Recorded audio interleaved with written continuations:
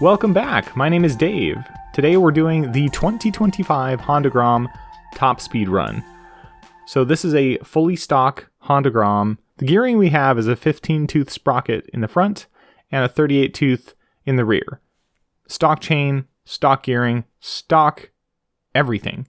And I wanted to get a feel for how fast the Honda Grom was with me on it. One more thing to note is that I did verify these speeds with my GPS, and the indicated speed is slightly too fast on the display.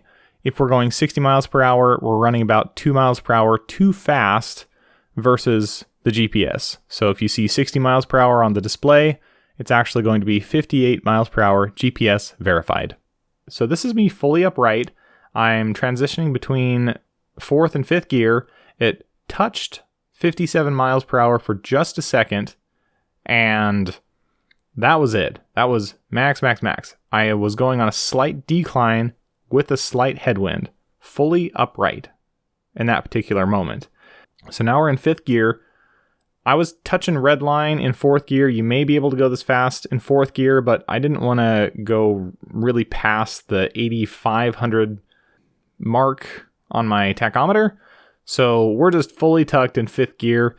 Again, we had a slight headwind, and I was able to increase our speed to 61 miles per hour indicated or 51 miles per hour GPS verified.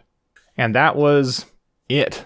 That's all the stock Grom had for me personally. And again, I'm 195 pounds with my gear on this day, and I'm just over 6 feet tall, or 1.8 meters, which however you want to do that.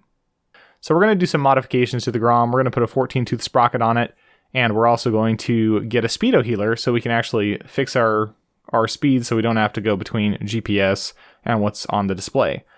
To recap our 2025 Honda Grom Top Speed Run, we hit 55 miles per hour when we were not ducking out of the wind at all, and we hit 59 miles per hour when we were fully tucked in fifth gear, going as fast as we possibly could with stock everything. Thanks for watching, and I'll see you in the next one.